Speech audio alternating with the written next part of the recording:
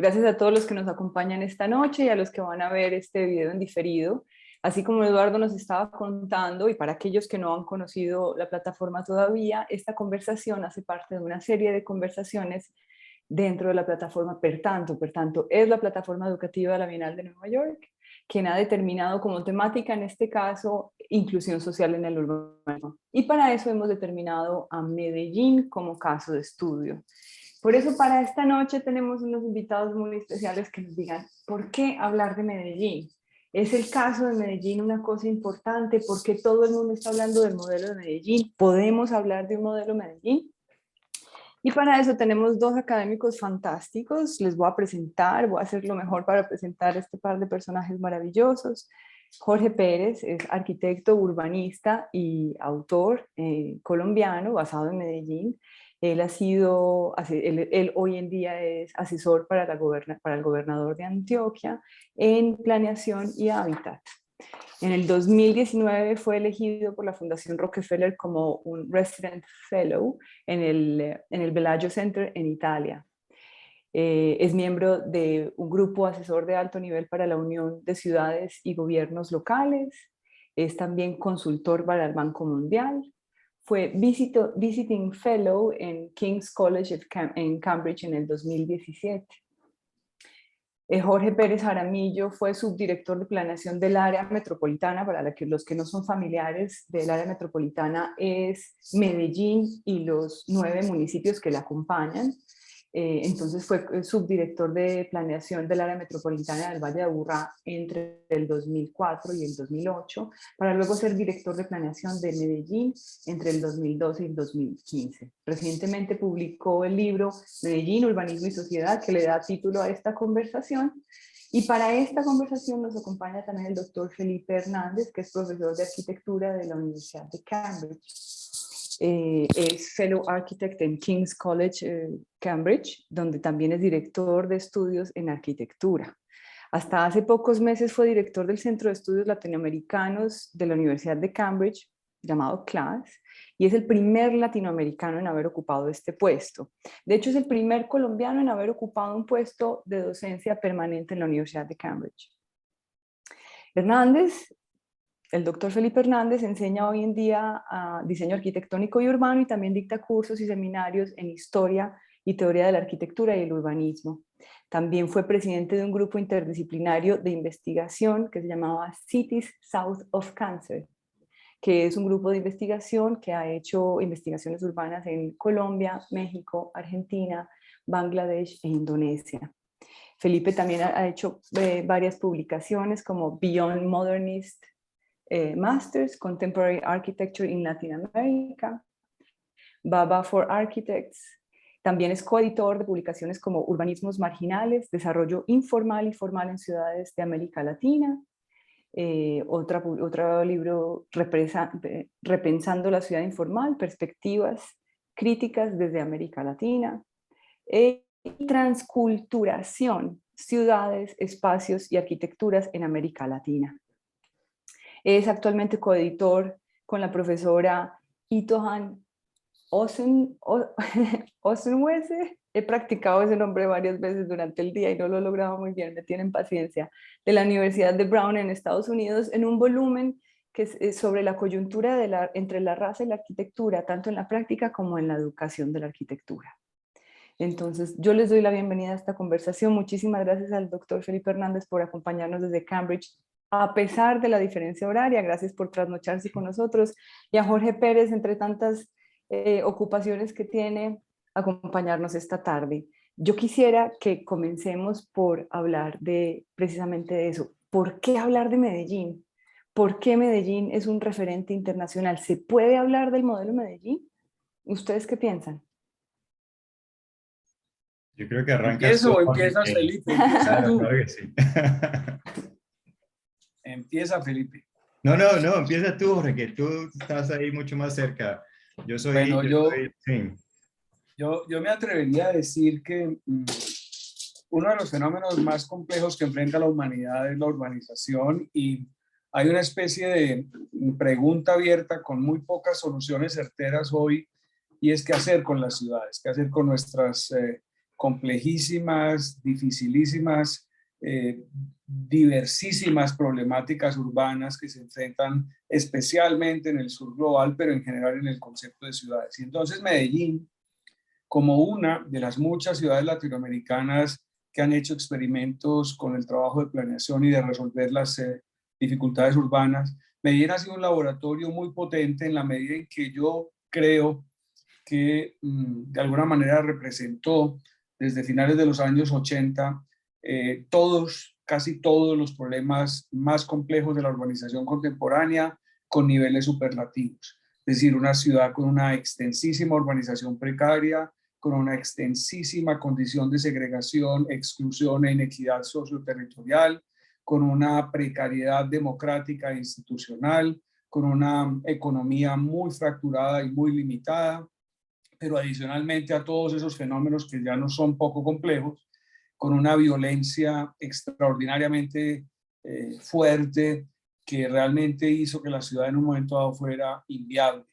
Y entonces, digamos, la sociedad de Medellín, por diversas condiciones que podremos conversar, tuvo ciertas posibilidades de reacción, cierta resiliencia, que es una palabra muy en boga hoy en día, para actuar frente a esa crisis. Y yo, uniendo otra pregunta que Clara nos plantea, creería que la gran oportunidad que tuvo Medellín fue su crisis y su capital humano, con una capacidad de reacción en un entorno que tal vez eso sí era común para Colombia, y es un nuevo marco constitucional y una naciente democratización del gobierno en los territorios municipales y regionales, que nos dio de la mano de la nueva democracia oportunidades para instalar, implementar procedimientos, proyectos y mecanismos de gestión.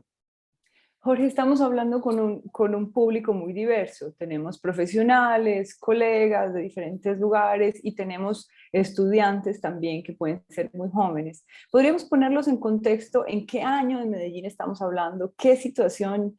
Inclusive yo creo que estaba bastante joven, pero recuerdo también, yo también soy de Medellín y viví un poco lo que ha sido la historia de Medellín. ¿En qué año estamos enmarcando Medellín? ¿Cómo comienza esta historia? Clarita, para finales de los años 80, Medellín entra en un proceso de crisis extremadamente grave. Para esos años todavía no había democracia, elección popular de alcaldes y gobernadores en Colombia. Había solo elecciones para el presidente de la República. No había una descentralización administrativa de las capacidades del gobierno hacia los municipios. Pero además había una ciudad con una extensísima porción del territorio desarrollado precaria e informalmente, con una sociedad tremendamente excluyente y excluida, con muchos conflictos sociales, pero además Medellín se convirtió en una ciudad con un declive económico muy poderoso, porque haber perdido el ferrocarril a finales de los años 60 y principios de los años 70 hizo que esta ciudad, que queda en la mitad de la cordillera de los Andes, muy lejos de los mares, quedara desconectada de los mercados globales y su industria y su base productiva quebrara. Todo esto sumado generó una condición de crisis y de dificultad muy grande para finales de los años 1980, que tuvo el factor más crítico complementario en el narcotráfico, y más allá del narcotráfico en el terror que desencadenó una extraordinaria figura del mal, que es Pablo Escobar, probablemente la peor tragedia que nos haya ocurrido como sociedad. Y entonces, para principios de la década de los años 90, en 1991, Medellín alcanza el pico de su crisis, con un territorio con ataques terroristas, carros bombas, asesinatos indiscriminados de policías y figuras públicas, candidatos a la presidencia, gobernantes, militares, policías, pero con una tasa de homicidios para una ciudad de 2 millones de habitantes cercana a los 6.400 homicidios en un año. Entonces, para que la gente que no conoce bien el caso ubique la crisis, es una ciudad realmente sin futuro, sin posibilidades de salir adelante. Y lo que pasó, lo que es maravilloso para empezar a contar un poco qué pasó, fue que esa gravísima crisis hizo que la sociedad, todos los líderes de todos los niveles, sociales, académicos, empresariales y políticos se sumaran en un esfuerzo de diálogo y de construcción de la nueva democracia que, en mi opinión, se convirtió en un vehículo potente para salir de la crisis. Doctor Hernández, hasta donde, si entiendo bien, usted está en Inglaterra hace 13 años, o sea que le tocó ese momento de esa 25. crisis profunda, hace 25 años, bueno, le tocó entonces algo de esa crisis de Medellín. ¿Dónde estaba usted en esos momentos? En los finales de los 80, ¿dónde estaba No, yo usted? estaba en Colombia, yo me fui hace 25 años en el 97, o sea que sí estuve allí durante la mayor parte de la crisis y de hecho conocí a Jorge cuando empezó su trabajo sobre Medellín en la universidad, ¿no? El taller sobre la ciudad, todas las investigaciones sobre la ciudad, invitando a arquitectos europeos y norteamericanos para ir a Medellín, para recorrer la ciudad, para estudiarla, para soñar con maneras de transformar la ciudad, para resolver todos esos problemas que él acaba de mencionar. A mí me parece que ¿por qué hablar de Medellín? Pues obviamente por el cambio, por la transformación que se ha visto en la ciudad durante los últimos 25 años, en realidad, que es una transformación impresionante, impresionante, pero ¿por qué hablarlo desde el punto de vista de la arquitectura? A mí me parece que yo recuerdo cuando Jorge llegó aquí a Cambridge y en una de sus presentaciones sobre la transformación de Medellín, mis colegas de la universidad, urbanistas, arquitectos, historiadores y practicantes, quedaron todos muy intrigados sobre los procesos que sucedieron tan rápidamente, ¿no? Y no sé, yo esperaba de pronto, siendo una conversación en una escuela de arquitectura, que las preguntas iban a ser sobre la arquitectura y sobre los edificios, ¿no? Que se han hecho en Medellín. Y todos estaban curiosos. La curiosidad era, ¿cómo hicieron ustedes eso tan rápido? ¿No?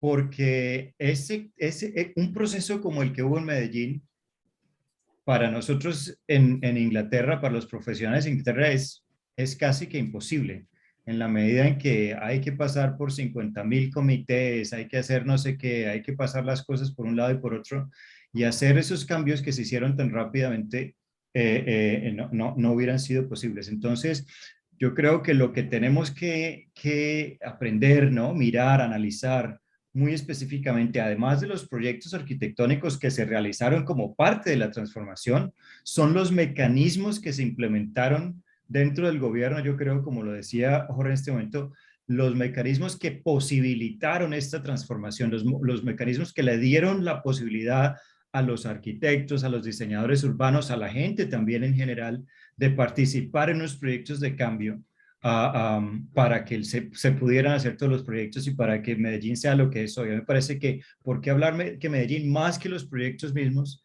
es por los procesos que se desarrollaron para permitir el cambio? Yo quiero aprovechar para invitar a las personas que nos acompañan. Hay una sección aquí en Zoom que nos permite escuchar todas las inquietudes y los comentarios que ustedes tengan. Sale como Q&A o Questions and Answers, y ahí podemos leer en simultáneo las preguntas o las inquietudes que tengan.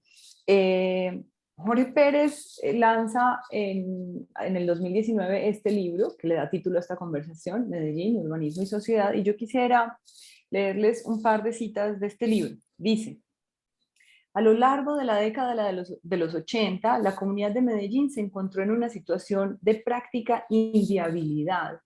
Su reacción fue desplegar una extraordinaria y forzosa autocrítica que desencadenó una etapa de participación ciudadana integrando a los diversos estamentos sociales, empresariales, políticos y académicos, comprometidos con un amplio diálogo cívico para consolidar acciones que crearon la democracia local. Era innegable la desesperanza de una sociedad que vivía con el ingenuo orgullo de creer ser lo que no era, y que gradualmente se descubrió a sí misma en medio de sus miserias y adversidades. Nuestra historia de hipocresía e inconsciencia dio lugar a una etapa en la que resultó evidente que no teníamos un futuro prometedor y los retos nos estaban excediendo.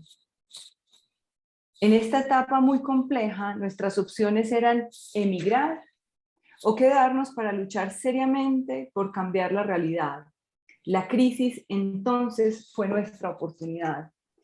Me parece interesante que hablemos entonces cómo es la crisis una oportunidad para que Medellín evolucione. Ahora, yo recuerdo cada momento de mi vida y cada vez me convenzo más que el motor que nos permitió reaccionar como sociedad fue que la crisis fue tan fuerte, tan profunda, pero tan abarcante y cubrió a todos los sectores sin distingo, que fue lo que hizo que en serio entendiéramos que había que reaccionar y cambiar. Las sociedades, en mi opinión, y Felipe me podrá dar su opinión, desarrollan cierta capacidad de acostumbrarse al declive, a la degradación o a la miseria o a los problemas. Pero cuando los problemas realmente son tan extremos, hay como una necesidad de buscar salidas inmediatas entre todos. Entonces yo diría que uniendo eso con el comentario que hacía Felipe de la pregunta sobre cómo y por qué tan rápido pasaron tantas cosas, yo creo que es una muy compleja trama de asuntos, pero uno es una sociedad con unas características, unas señas de lo que algunos llaman identidad regional muy fuertes, pero también una tradición académica, una tradición de organizaciones sociales, cierta historia local de gestión asociada de las cosas, o sea, fundaciones o cooperativas, gremios, organizaciones religiosas, como estrategias colectivas para gestionar asuntos, pero también una rica estructura académica que para una ciudad pequeña de segundo orden en América Latina es un atributo muy, muy valioso. Las universidades que desde el siglo XIX empezaron a existir con escuelas de medicina, ingeniería y luego escuelas de derecho, muy temprano facultades de arquitectura y urbanismo. Y cuando llega la crisis,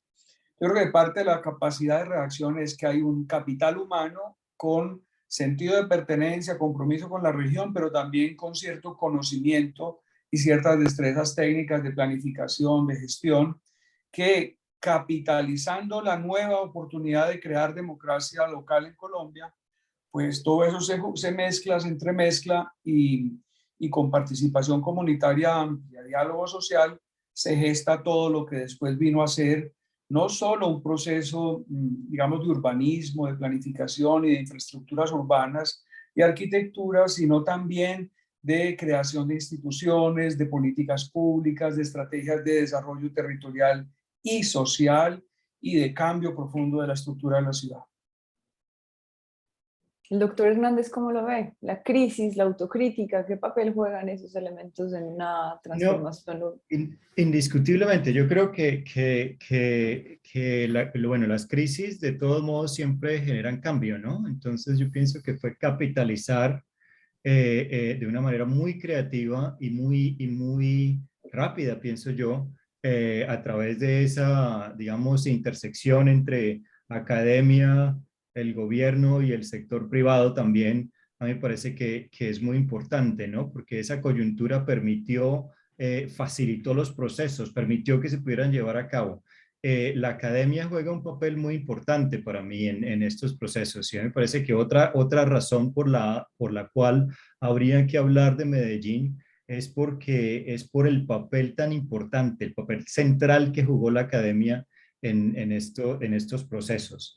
Y si nos ponemos a ver, la academia es una constante en la ciudad, mientras que el gobierno no, ¿no? Los gobiernos cambian, tienen periodos, se eligen cada 4 años, ocasionalmente hay continuidades en las políticas de gobierno y en las políticas urbanas, ocasionalmente esas continuidades se rompen, entonces los procesos no pueden seguir, la economía cambia y todo este tipo de cosas, pero la academia siempre está ahí, ¿no? Entonces el papel que jugó la academia en estos procesos fue importantísimo porque se habían empezado ya estos análisis de la ciudad, que fueron tan importantes porque se había recogido la información, se conocía las diferentes piezas de la ciudad, cómo funcionaban y existían ya ciertas estrategias, si bien no diseñadas en detalle, las estrategias y las posibilidades ya existían de una u otra manera en estos recursos académicos que estaban en la universidad, de tal manera que cuando se presentó la oportunidad, había ya un conocimiento que le permitía a los profesionales de la arquitectura y del urbanismo actuar rápidamente.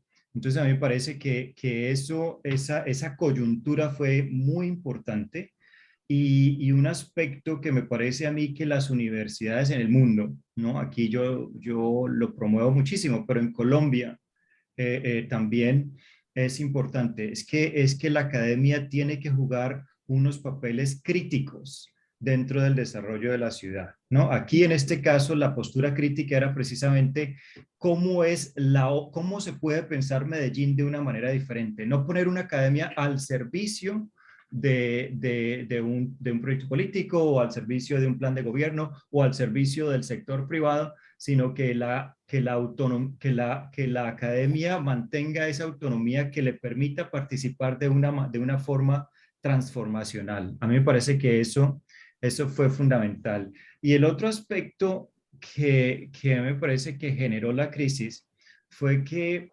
permitió visualizar esas fragmentaciones que existían, todas, ¿no? Las fragmentaciones urbanas, por supuesto, que nos interesan a nosotros como arquitectos y como urbanistas, pero que no están disociadas o distantes de las otras, de las sociales y las económicas, ¿no? Entonces, de qué manera se podía pensar en la ciudad de forma que se generaran canales de inclusión?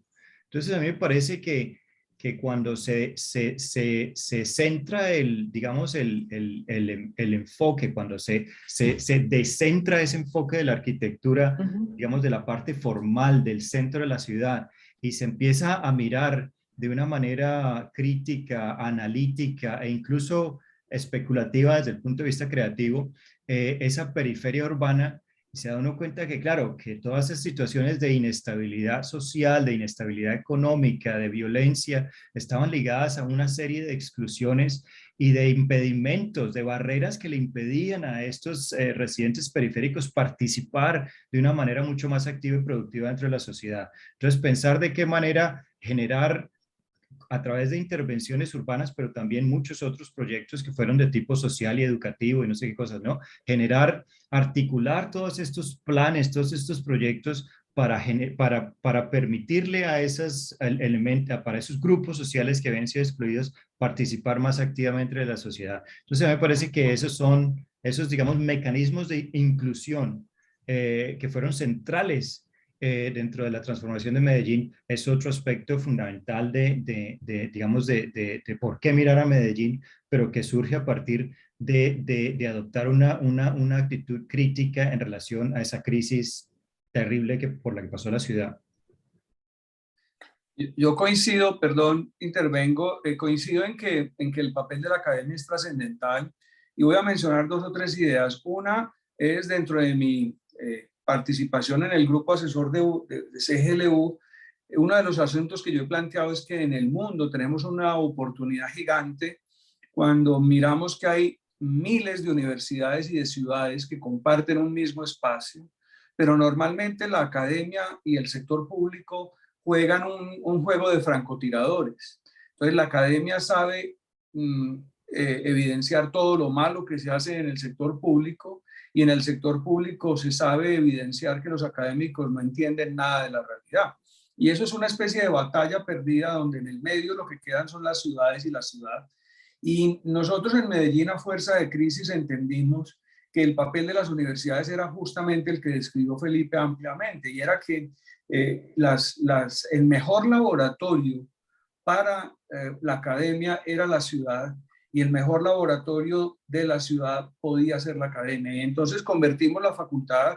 Yo tuve la suerte pues, de estar con una generación de jóvenes arquitectos liderando la Facultad de la Bolivariana entre el 93 y el 2001. convertimos la facultad en un verdadero laboratorio de la ciudad y nuestras preguntas, nuestros problemas eran los problemas de la realidad de la ciudad. Y eso forjó varias cosas. Por un lado, metodologías y propuestas, proyectos, tipos de actuación, pero sobre todo gente con capacidad y foco en los problemas. Es decir, nosotros logramos entender como generaciones, varias generaciones que se formaron en los años 90, que había una realidad ahí afuera que no esperaba mucho más y que había que actuar. Entonces, eso yo creo que es un mensaje valioso, pero que no salió de nuestra genialidad. Yo creo que nació de la propia historia de la ciudad y de la facultad. En 1942 se funda la Facultad de Arquitectura de la Bolivariana y en el 48 el segundo decano, Antonio Mesa Jaramillo, quien había vivido en Europa y se había formado en Bélgica, había trabajado y conocido con Le Corbusier y tal, viene y plantea una cosa muy bonita y es, esto es distinto y aquí tenemos que entendernos como actores sociales. Y él se vincula al mundo de la salud pública, al mundo de la gestión social e inspira en la facultad un pensamiento sobre los fenómenos sociales, sobre los fenómenos urbanos, más allá de la arquitectura. Él hace arquitectura extraordinaria, de hecho tuvo proyectos publicados en medios europeos en esa época, en el año 54 le publican la iglesia de Fátima en arquitectura de Urduy o cosas de esas, pero su pensamiento está focalizado en los problemas de las comunidades más precarias. De hecho, trabajó con Héctor Abad Gómez, el médico, papá de Héctor Abad Faciolince, en temas de agua potable, saneamiento y ese tipo de asuntos. Entonces, este largo argumento lo que lleva es a que un aprendizaje que es clave de lo que nosotros tuvimos que hacer fue que nos implicamos y entendimos que la profesión va más allá, lo cual no es poco, de resolver la arquitectura, los edificios, las formas, los espacios y el hábitat en general, pero que tenemos que comprometernos política y socialmente, que creo que es el objetivo que per tanto Eduardo y todos quienes lideran esto con Clara, pues están buscando, y es entender que hay un camino y es la inclusión social urbana para todos. Entonces, a este punto entendemos que hay una descentralización del poder de la toma de decisiones muy importante que nos lleva al contexto, ¿cierto? Que las cosas sean contextualizadas. Hay una pregunta que nos hacen, si bien entendemos que la academia juega un rol importante en la empresa privada, en la empresa pública, nos preguntan cómo lograron que la comunidad de Medellín tuviese la visión para entender el valor transformador del urbanismo y la arquitectura y tuviesen la paciencia para soportar meses o años de construcciones y proyectos. Pues lo que pasa es que habría que explicar extensamente el proceso, pero voy a tratar de hacerlo en 2 o 3 pasos. El primer paso es que en reacción a la crisis en el año 90 empieza lo que podríamos llamar el diálogo social y es darle la voz a la gente para poder construir una especie de diagnóstico realista de cuál era el problema. Es decir, por primera vez, una sociedad muy clasista, muy conservadora, muy poco democrática, entiende que hay que oír a las personas que hacen parte de los conflictos sociales. Entonces, la Consejería Presidencial es una institución que cumple un rol trascendental de convocar a los líderes barriales, a los líderes comunitarios, pero también a los empresarios, a los políticos, a los rectores, a los académicos, a hablar, a construir diálogo y a entendernos. Y yo creo que ese es el primer paso, y es reconocer que la situación era extremadamente compleja, extremadamente grave, y que solo se podía resolver entre todos. No era un asunto de esperar el Mesías como llevábamos miles de años esperando, ni de esas cosas, sino que era un asunto de entender que había que cambiar y trabajar. El segundo paso, como ya mencioné, es que surge la democracia y entonces Medellín, antes que obras de arquitectura y urbanismo, lo que creó fue políticas públicas, políticas sociales, estrategias democráticas, mecanismos de participación comunitaria, planificación territorial, pero también planificación social y muchas instituciones, nuevas instituciones de la democracia que se focalizan en los problemas concretos de la gente. Instituciones para la gestión urbana, instituciones para la gestión de la vivienda, pero también instituciones para la gestión de la salud pública, de la educación, del transporte, de los problemas de la gente. Y el tercer paso es ya, digamos, construir procesos de planeación estratégica, acordar las prioridades, tener una visión de largo plazo y desencadenar los proyectos. Y ahí es cuando en este siglo, particularmente en estos primeros 20 años del siglo, ha habido una especie de gigantesca operación de intervención con infraestructuras de transporte, equipamientos sociales de educación, cultura, deporte, recreación, salud, etcétera, arquitecturas diversas para el espacio público y terminaría diciendo entender que la ciudad es un proyecto colectivo para la vida pública.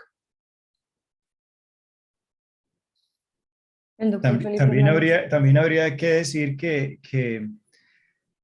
si bien había mucha falta de confianza, ¿no? Por lo que el gobierno podía hacer, porque habían sido muchos años digamos, de ignorar estas situaciones. También lo que pasa es que Medellín, Colombia en realidad en ese momento, pero pues Medellín había sido un epicentro de toda esta violencia, la gente deseaba cambio.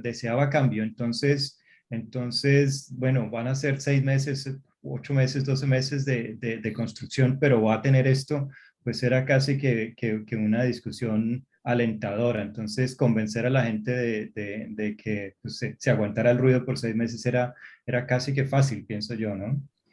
Pero además, Felipe, que la planeación participativa llegó y se quedó. Y entonces, por ejemplo, los planes de desarrollo local en cada barrio eran participativos, con lo cual era la gente la que priorizaba si en el barrio debería hacerse un metrocable o una biblioteca, un colegio, un parque, un espacio público, si las políticas de salud, recreación y deporte deberían ser X o Y. Entonces, digamos, fue una conjunción, como dije, de procesos que llegan a la obra física como el proyecto catalítico que cristaliza ese cambio, pero el cambio se va gestionando con liderazgos de las propias comunidades. Un asunto que a mí me gusta mucho valorar es que se construye gente, y voy a explicar.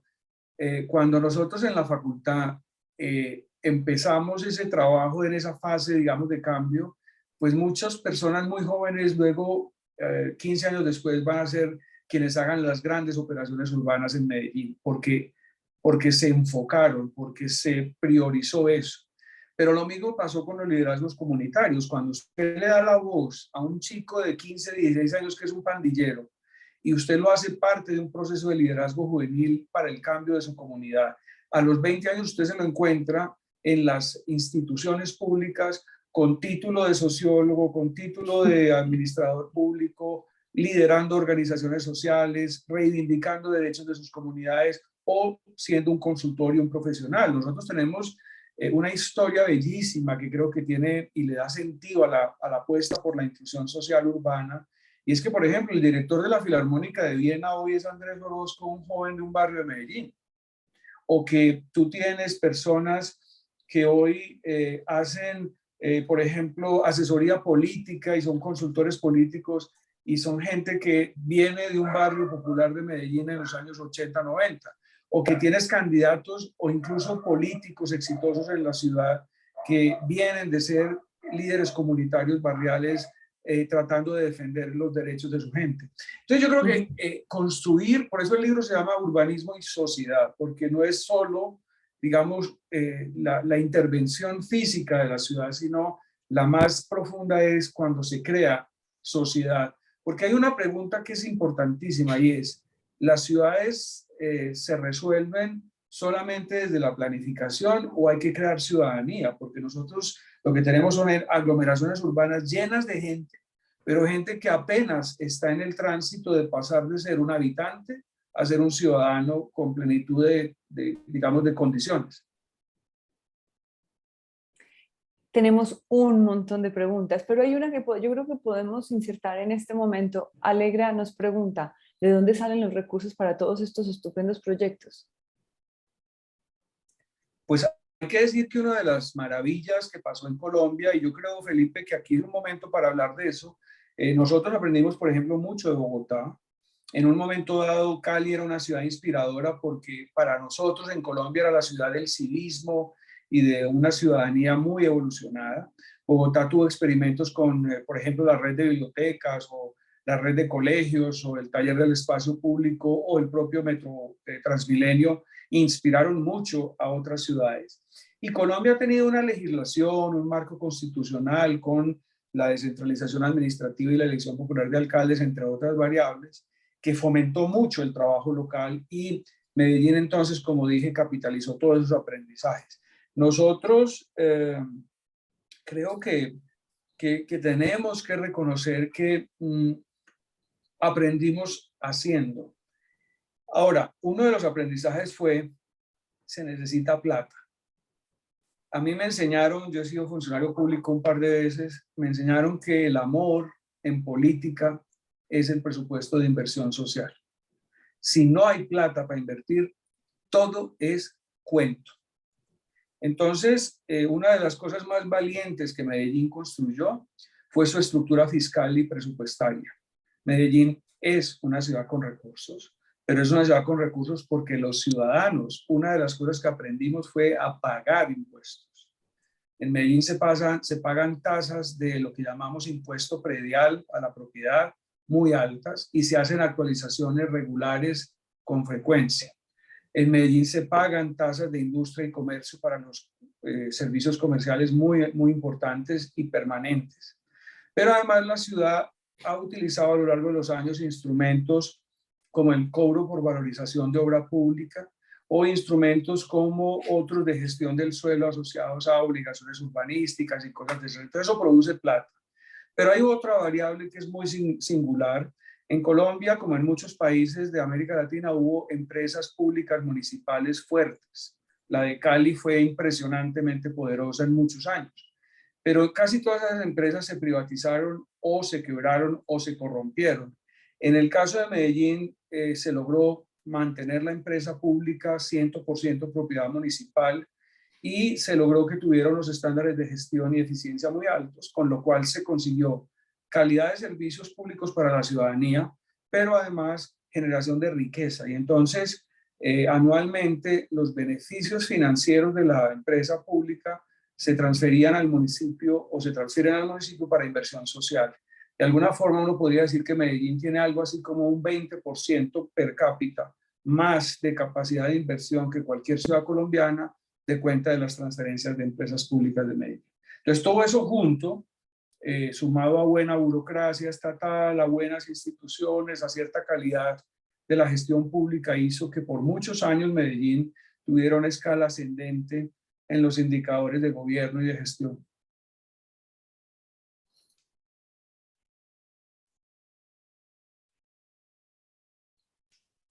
Nos acompaña. Perdón, yo tengo poco, no puedo decir mucho al respecto porque no, no estuve ahí metido. Muy bien, muy bien. Nos acompañan de la Academia de la Universidad del Valle, en Cali, en el sur de Colombia, y nos hacen una pregunta. ¿Cuál es la responsabilidad de los gobiernos locales y de otros actores en los procesos de gestión para la sostenibilidad en el tiempo de los espacios urbanos que representan la ciudad y que no caigan en deterioro?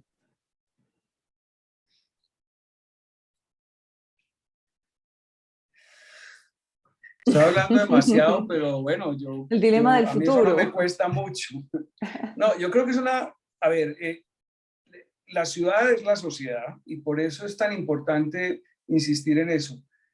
Una sociedad viable y sostenible es aquella que tiene adecuados liderazgos políticos y liderazgos en general, pero también es un proyecto de corresponsabilidad colectiva. Es decir, no existe ciudad si solo hay alcaldías fuertes, no existe ciudad si solo hay urbanistas, planificadores, arquitectos fuertes, no existe ciudad si no es una especie de orquesta maravillosa donde ciudad y ciudadanía, liderazgos de todas las organizaciones y ciudadanía, todos no estamos en una especie de alianza virtuosa por la ciudad. La cultura y la educación tienen un rol absoluto en todo esto. Todos hemos conocido metros degradados, maltratados, averiados, destruidos por los usuarios, y también conocemos algunos metros que son tremendamente cuidados por la ciudadanía. Eso pues no es un caso aislado, en Medellín eso es lo que ocurre, y es que hay un empoderamiento de la ciudadanía, hay una especie de respeto por lo que es el patrimonio colectivo y ciudadano, y eso se manifiesta, por ejemplo, en lo que hemos llamado la cultura metro. Pero eso no es exclusivo de Medellín. Medellín, de hecho, lo aprendió, lo copió, digamos, con asesoría directa de los caraqueños. Caracas, Venezuela, tenía una cultura metro ejemplar a nivel global y nosotros tuvimos a Max Pedemonte y a muchos técnicos del metro de Caracas trabajando en Medellín, ayudándonos a entender cómo se lograba eso.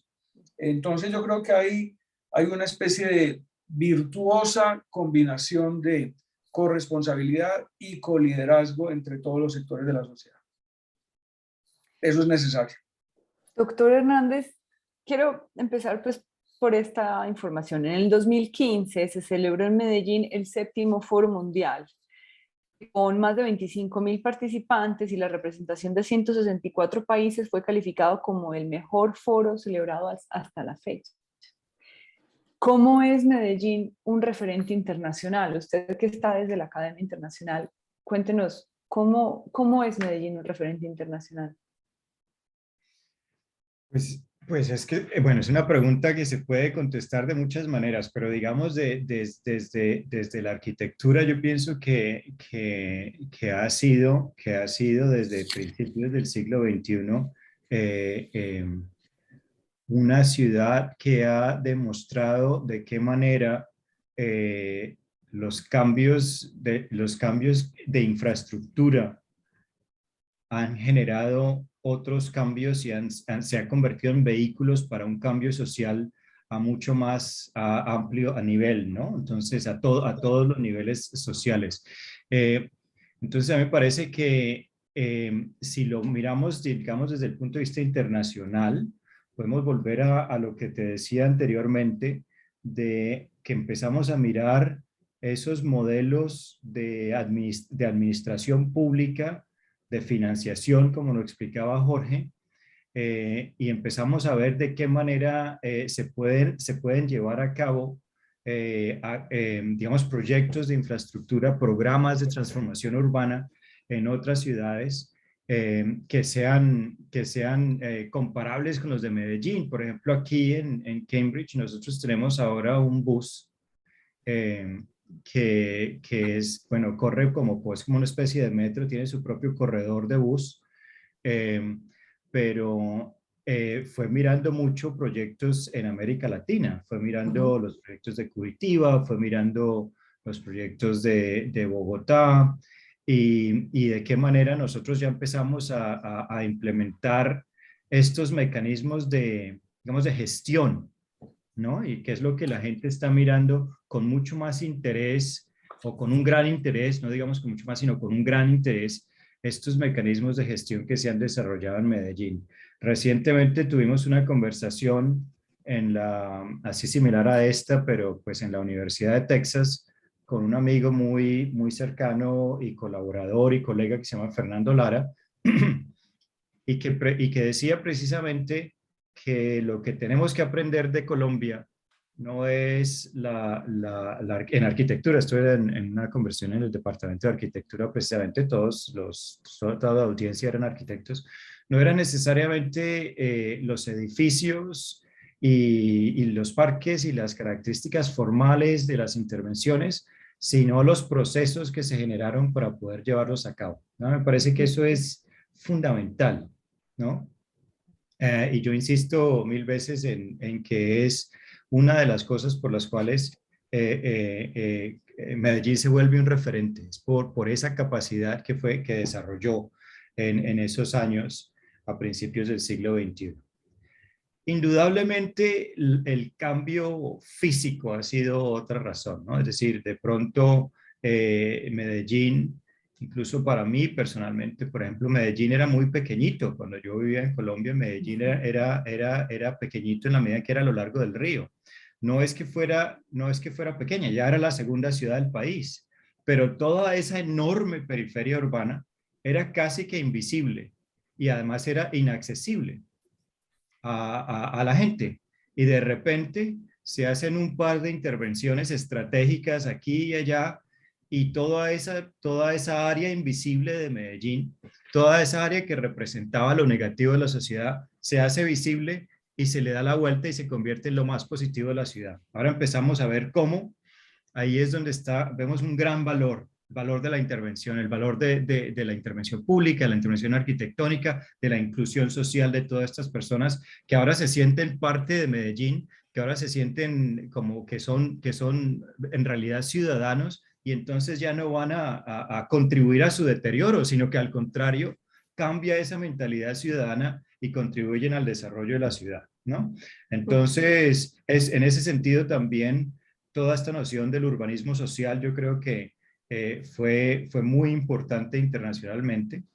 Y luego hay otros aspectos que van ya, digamos, añadidos, ¿no? Que es, por ejemplo, con todos esos cambios, pues ha cambiado también la cualidad ambiental de la ciudad. Entonces, de ahí vienen ya muchos premios que ha recibido Medellín.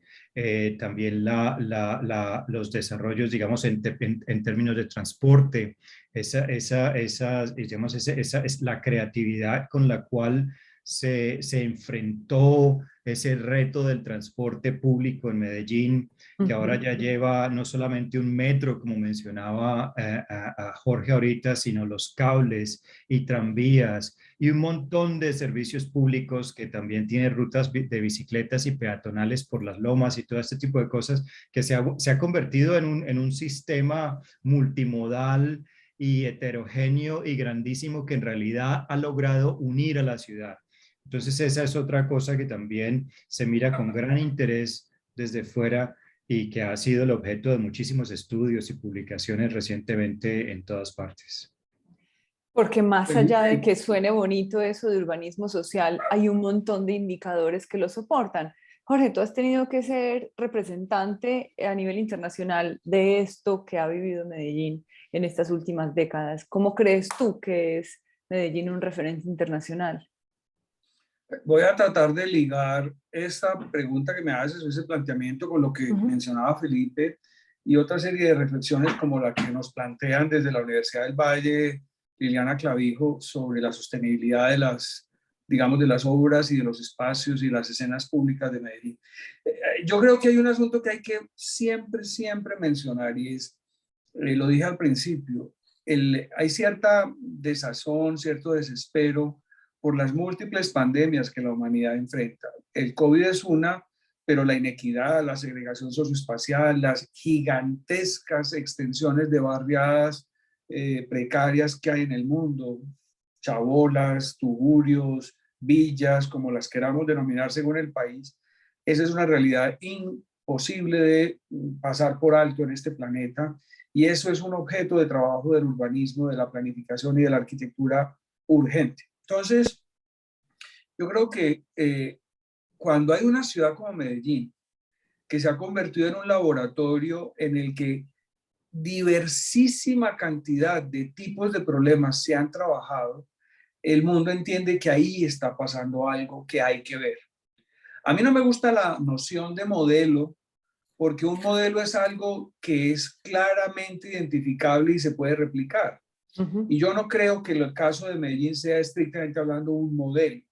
Tiene elementos o acciones que podrían ser en sí mismas un modelo de algo específico. Pero yo no creo que Medellín en sí misma sea un modelo. Medellín es una expresión muy compleja, muy diversa de experimentos urbanos, desde mejoramiento integral de barrios, desde gestión del riesgo, desde gestión ambiental, hasta gestión de grandes operaciones urbanas o de grandes infraestructuras urbanas. Iba a decir que hay un problema cultural muy fuerte que también tiene que ver con la sostenibilidad y es la comunidad que habitaba la ciudad y lideraba procesos de Medellín en los años 90 ya no es la misma que está hoy liderando los procesos. Hay pérdida de conciencia, de memoria y hay una limitada valoración en la ciudad de lo que hemos logrado. Las generaciones actuales, en muchos casos, sin culpa alguna, simplemente es la realidad, no vivieron muchos de los procesos que generaron el cambio y por tanto ni los comprenden, ni los reivindican, ni los valoran. Entonces, la dinámica de la ciudad ha perdido fuerza. Lo que se conoció en esos momentos, por ejemplo, del séptimo Foro Urbano Mundial, como una especie de dinámica extraordinariamente fuerte, hoy no es lo mismo. Medellín entró en una etapa de menos conciencia de su gravedad crítica, de menos urgencia en sus problemas, de cierto grado de autocomplacencia, y se han venido abandonando procesos públicos, se han venido abandonando proyectos de largo plazo, se han venido abandonando políticas de gestión de la ciudad, que es justamente lo que, por ejemplo, Felipe ha insistido, hay que valorar mucho. Y entonces eso que está generando que hoy Medellín es una ciudad bastante más convencional, porque pasa lo mismo que pasa en casi todas las ciudades del mundo fácilmente, y es alcaldes cuyo proyecto es el proyecto de la ciudad, o sea, ellos son el proyecto no es el de la ciudad y el de la sociedad colectivamente construido. Las políticas públicas son reinventadas porque yo sí sé lo que hay que hacer y los anteriores no sabían qué hacer.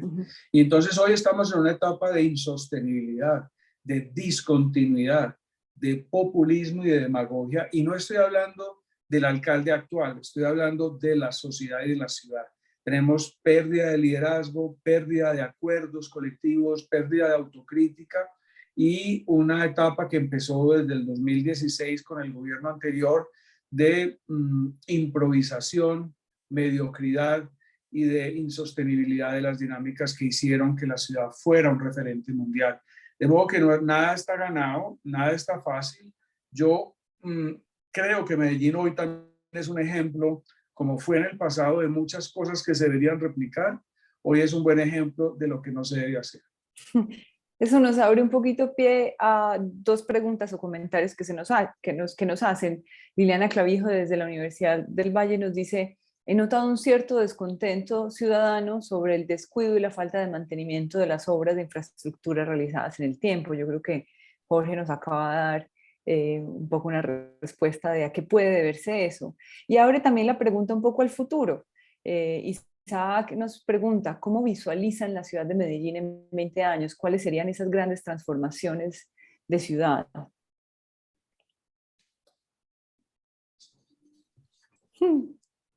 Pues me va a tocar seguir hablando a mí. Qué pena, Gonfili.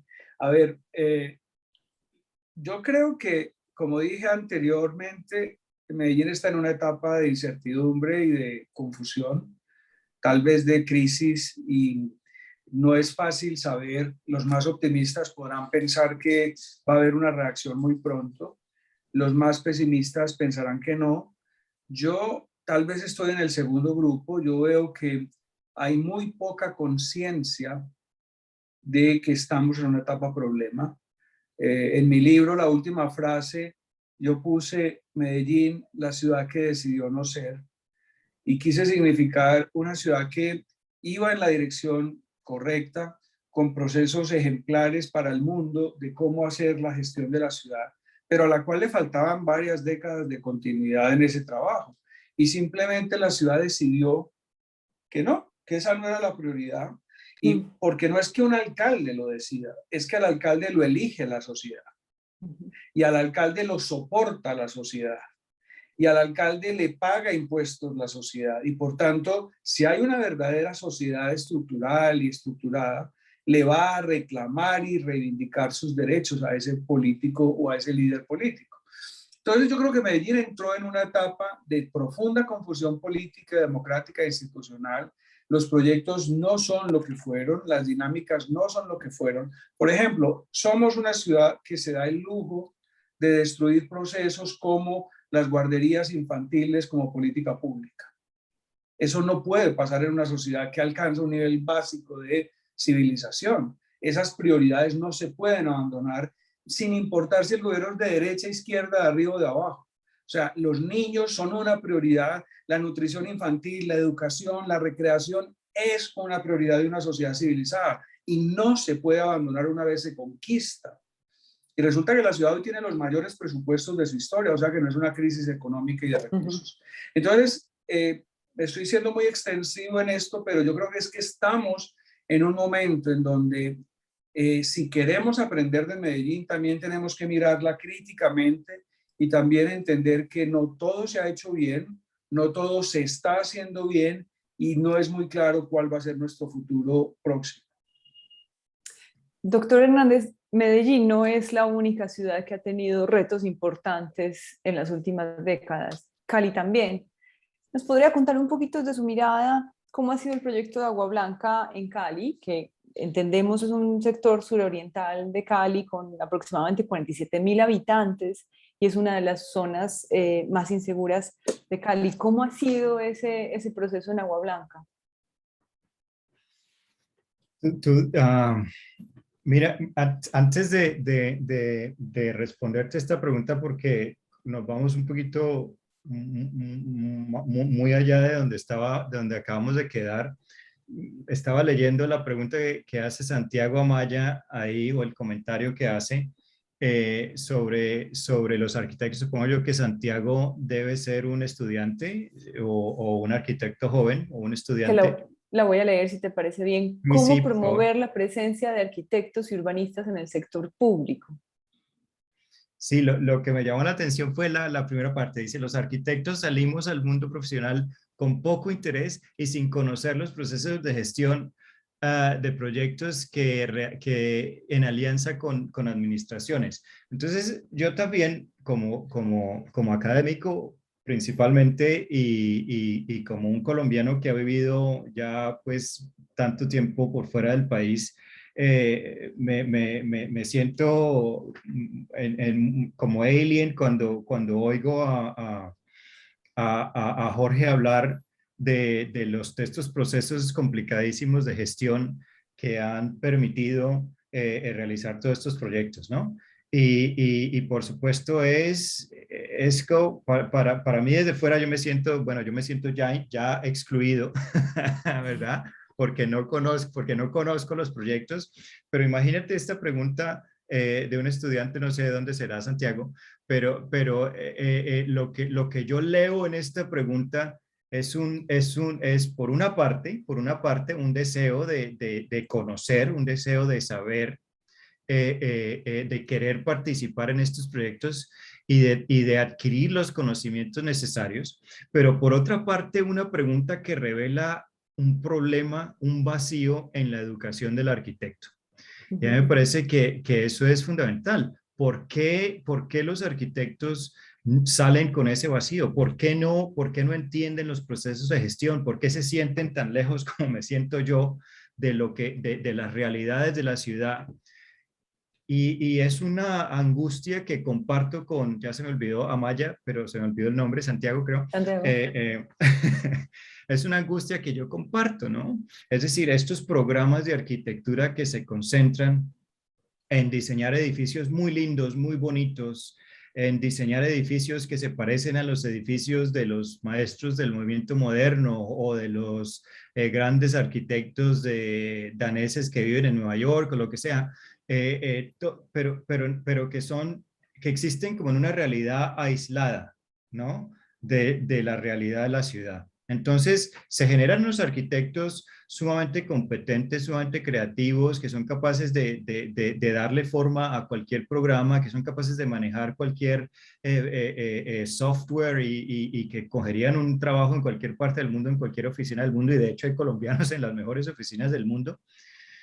Pero ¿de qué manera generamos arquitectos que tengan esa capacidad crítica de enfrentarse a esas realidades tan complejas que tienen nuestras ciudades, a esas complejidades de los procesos de gestión, a esas complejidades de las realidades socioeconómicas de los habitantes de la ciudad, que todavía en muchas ciudades de Colombia se sienten excluidos? Entonces, a mí me parece que lo que esa pregunta, digamos, revela es que tenemos que empezar a repensar los programas de arquitectura para que en realidad los estudiantes de arquitectura, cuando terminen de estudiar, tengan la capacidad no solamente de diseñar edificios muy buenos y bonitos, que ya lo hacen, sino de responder de una manera mucho más, digamos, crítica a las realidades de las personas. Y eso pues nos lleva al proyecto de Agua Blanca. Yo creo que tú te referías a un proyecto muy puntual que hicimos en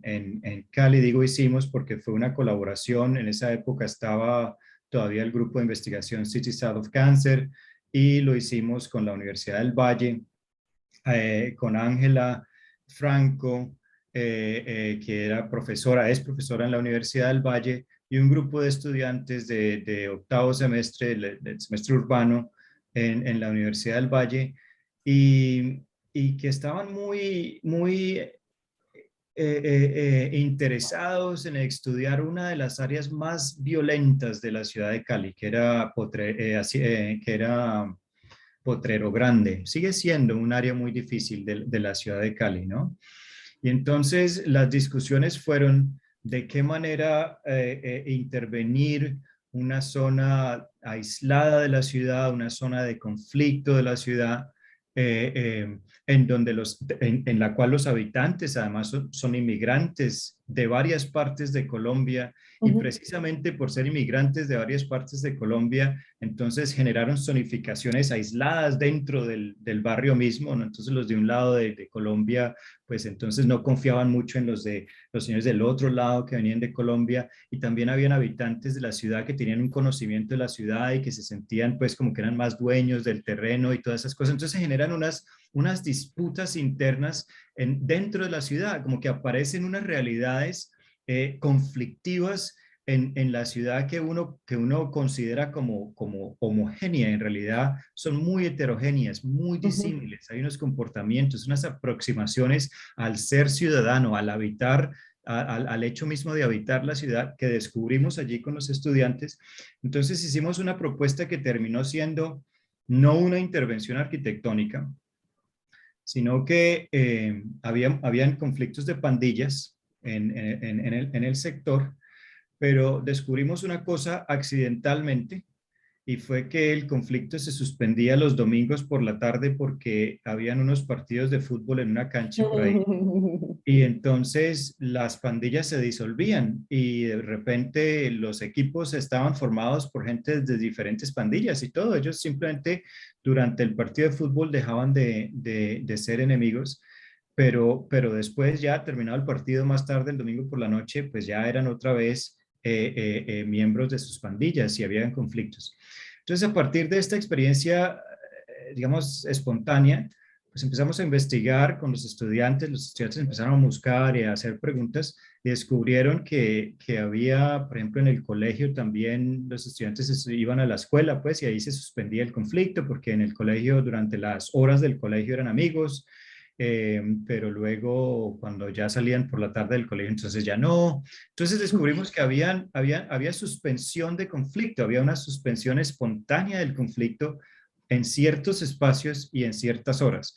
Entonces, en vez de hacer una intervención arquitectónica o paisajística, decidimos hacer una especie como de cronograma.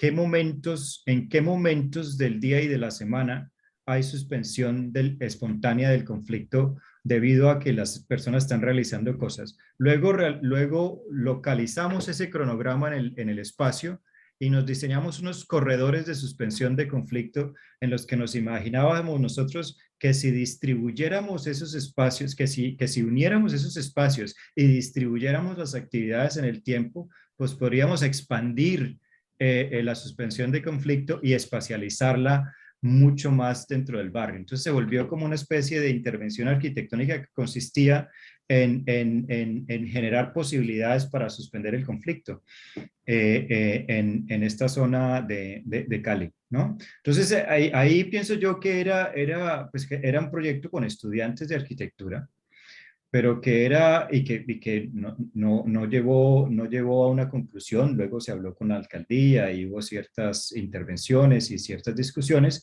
pero desafortunadamente no se concretó.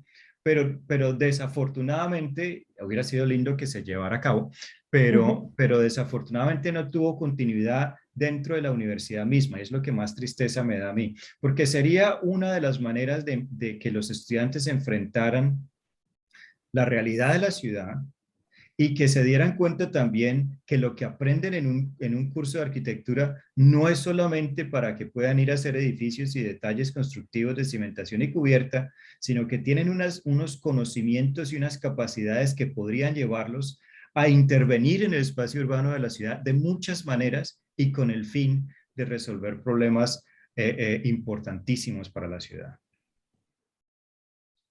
Pues hemos tocado un montón de temas súper importantes, ¿cierto? La descentralización de las herramientas gubernamentales, la inclusión de la ciudadanía en la toma de decisiones y una problemática súper importante que vemos es la continuidad de los proyectos. ¿Qué les parece si compartimos de pronto un par de imágenes de lo que ha sido esta evolución de la ciudad de Medellín? Mientras de pronto quienes nos acompañan comparten alguna pregunta que pueda quedar por ahí. Perfecto. Muy bien.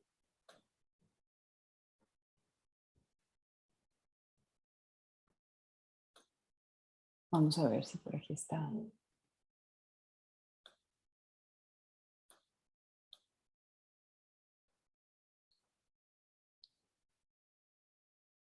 ¿Se escucha bien ahí? No. ¿No se escucha? No hay imagen tampoco. No hay imagen tampoco. No. Tienes que ponerle play, creo. Ahí estaba. Ahí sí estaba. Bueno, la perdí por un segundo. A ver, lo vuelvo a intentar.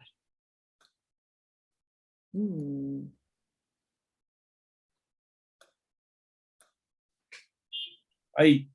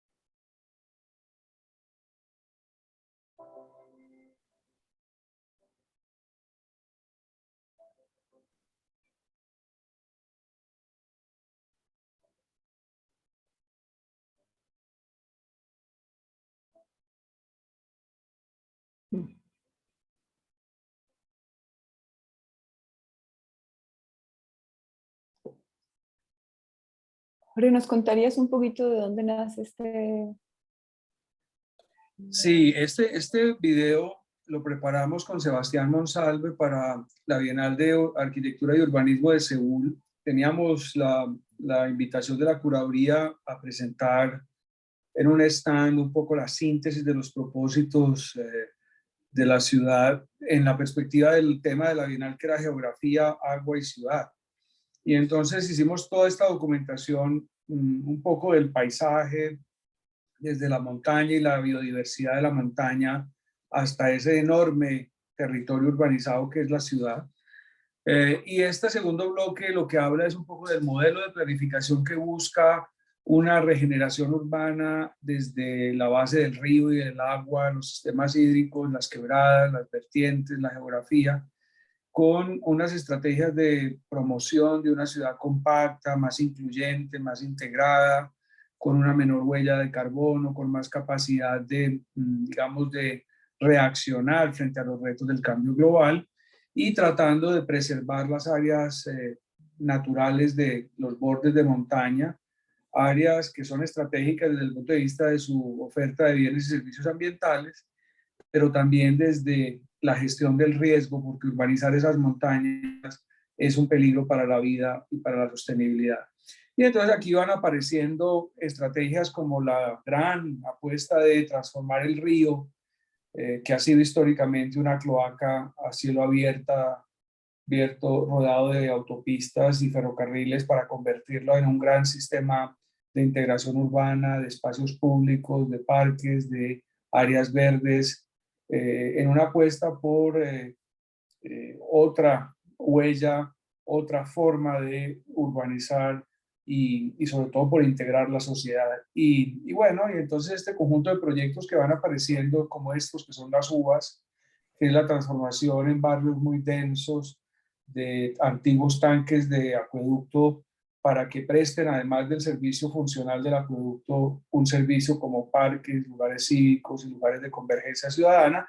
Y en fin, muchos de estos esquemas de inclusión, equidad urbana, que buscan una ciudad pues más viable, más competitiva en términos sociales, pero también en términos económicos. En general, hacer más ciudad. Muy bien, me gustaría compartir, perdón, adelante, doctor. No, no, era un comentario muy sencillo. A mí lo que me parece, digamos, interesantísimo, tú decías, Clara, que hay en la audiencia personas que no conocen Medellín y que de pronto no están muy enteradas de toda esta transformación. Pues el video da una imagen muy completa de los proyectos y de la transformación, del último estado, pues de cómo está la transformación. Pero a mí me parece que sería buenísimo explicar el valor que tienen estos proyectos periféricos. A mí me parece que es fundamental porque con lo que explicaba Jorge al principio de una sociedad excluyente y elitista, pues había hecho que casi toda la inversión pública fuera en el centro de la ciudad o en la parte formal de la ciudad, ¿no? Esos edificios que se ven muy altos a la distancia en esas tomas que hay de panorámicas de Medellín, la Torre de Coltejer, todos estos edificios del centro de la ciudad que desde la fundación de Medellín se habían convertido en el objeto de desarrollo. Y toda la periferia pues era lo ajeno a la ciudad, era la antítesis de la ciudad, ¿no? Y de hecho muy poca inversión pública se hacía en esas zonas periféricas, a menos de que hubiera una catástrofe o algo de ese tipo, pero por lo demás no se intervenía. Y de repente estamos viendo unas intervenciones urbanas extraordinarias en esa periferia. No son solamente los metrocables, sino las uvas, en esas zonas increíblemente densas donde casi no había espacio público, donde no había un parquecito, donde no había donde salir a tomarse un refresco, pues de repente aparecen unos parques con una arquitectura de gran mérito, de gran calidad, que le generan esa capacidad de dispersión a la gente, ¿no? Entonces a mí me parece que es una transformación extraordinaria porque es liberar espacio donde casi no lo había, permitiendo la aparición de actividades recreativas y lúdicas para una sociedad que no tenía mucho acceso a eso, ¿no? Entonces la gente digamos, de la parte baja de la ciudad, de los barrios tradicionales, pues los fines de semana se iban a las fincas o tenían acceso a parques dentro de la ciudad, pero la gente de las zonas periféricas no tenía esos privilegios. Y el cambio urbano de Medellín le ha permitido acceso, le ha permitido tener acceso a ese tipo de privilegios y con una arquitectura muy buena. Entonces me parece yo solamente quería resaltar que ese video muestra el outcome de, ¿no? los logros, pero no necesariamente el proceso. Me parece que es un proceso muy importante que hay que explicar. Muy de la mano de lo que mencionaba más temprano, de cómo esa inversión en esos lugares periféricos ha logrado que la gente no solamente haga parte del problema, sino al contrario, haga parte de una sociedad que quiere ser parte del cambio, ¿no? Pero las condiciones en que esto ocurre, ¿no? Fíjate que, por ejemplo, esos espacios que se vuelven públicos ya estaban ahí, es que no es que se pusieran, ya estaban ahí, sino que la gente no podía entrar y no podía entrar Ya. porque se consideraba peligroso. Hay una anécdota que es muy bonita, porque Felipe, no es solo que se consideraba peligroso, es que el origen de las uvas en buena medida fue un plan maestro de iluminación urbana para captar diferencias de iluminación, problemas, déficit, en fin, robo de energía, en fin, todo lo que pasa con un sistema energético de una gran ciudad. Y lo que descubrió EPM era que había unas especies de agujeros negros en barrios muy densos. Y cuando fueron a ver, se dieron cuenta que en esos agujeros negros habían varias cosas. La mayor concentración de delitos y de conflictos, pero también que esas zonas eran agujeros negros porque eran áreas verdes encerradas en cercas y muros, propiedad de la propia empresa de servicios públicos. Es decir, eran tanques de acueducto protegidos de la gente porque la gente era peligrosa. Y lo que se descubrió con el alcalde Aníbal Gaviria fue, un momentico, la frase que él usó fue derribar la cerca para estar más cerca. Y se abrieron los muros, se abrieron las rejas, se transformaron los tanques y se crearon parques que, pues, que fueron además co-creados con participación comunitaria para enfocar cada tema. Quiero sacarme aquí un clavo, como decimos en mi tierra, y es ese tipo de proyectos que solo tienen virtudes en favor de las comunidades. Son la clase de proyectos que desde el 2016 fueron suspendidos en Medellín. Fueron suspendidas las uvas, fueron suspendidos el Plan Maestro de Parques del Río, fueron suspendidos proyectos de ciudadelas universitarias, fueron suspendidos proyectos de hospitales, porque eran proyectos liderados por la alcaldía anterior. Pero hay un proyecto que tal vez Felipe recordará que se llama el Jardín Circunvalar, que era una estrategia para construir todo un cinturón verde de borde de la ciudad. Eso empezó, se hicieron las primeras etapas con algunas dificultades, pero lejos de mejorar el proyecto, de enriquecerlo, de ajustarlo, se suspendió también. Entonces, ese video que vieron, que a Felipe le gustó y que yo creo que es realmente maravilloso, muestra la construcción colectiva de una ciudad durante varias décadas, pero también muestra una historia que hoy es más el pasado que el futuro. Aprovecho también para mencionar aquellas personas de la audiencia que están inscritas en el curso, que están inscritas en el concurso de los Idea Challenges. Esas son las UVAs, ¿cierto? Las unidades de vida articulada, que permiten efectivamente acercar la ciudad a una vida, la sociedad a una vida cívica. Entonces, los animo a participar en ese concurso de Idea Challenges. Juan Carlos Sánchez nos dice: saludos, Medellín tiene un norte y una visión que ha construido desde hace décadas y es preciso durante los últimos años que los ha perdido por decisiones más de egolatría gubernamental. ¿Qué podríamos hacer para recuperar ese amor por la ciudad y su cultura metro? Pero además, ¿cómo dejar mayor fortalecimiento en estos procesos para que no lleguen a cambiarlos?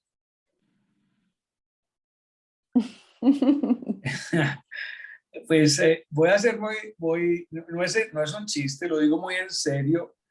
Yo creo que tenemos que hacer contribuciones muchas personas, miles, todos, pero la mía, y Felipe lo sabe porque tuvo mucho que ver con que yo pudiera ser capaz de escribir el libro.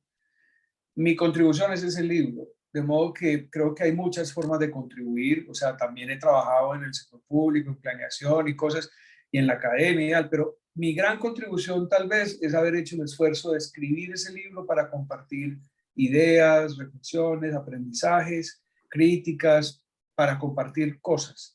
Creo que el camino único posible para esta ciudad nuestra y para las ciudades que quieran emprender un camino de cambio y de transformación es establecer un sistema participativo y democrático de diálogo social, en que las universidades asuman un rol activo crítico, como decía Felipe hace un rato, en que las investigaciones y la experimentación académica sea una propuesta de transformación para la sociedad, pero también, voy a decir una frase de cajón, es que nos tomemos en serio un problema serio que es la ciudad. A mí me parece que estamos en manos de mucha patanería y mucha payasada en la gestión de las ciudades. Hace poco en un foro internacional del CGLU yo decía que es el momento histórico urgente de revalorizar la figura de las alcaldesas y los alcaldes. Hoy tal vez son los líderes públicos más importantes del mundo, incluso creo yo, más que los presidentes de las naciones. Nos aguantamos, logramos ir una preguntita más. Sí. Yo sí. Sí. Aparte pues de que Santiago Amaya, que participó tanto con nosotros el día de hoy, nos cuenta que es un arquitecto joven de la Universidad Nacional, que desea que ojalá hubiese más arquitectos involucrados.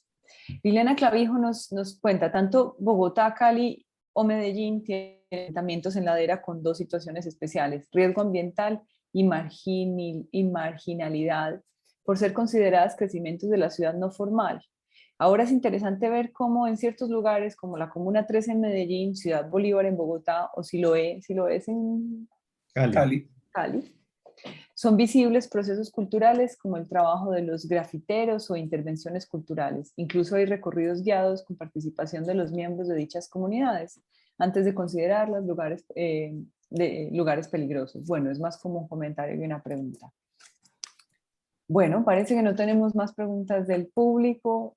Los hemos extendido, hemos trasnochado un montón al doctor Hernández. Muchísimas gracias por su compañía. Me di cuenta.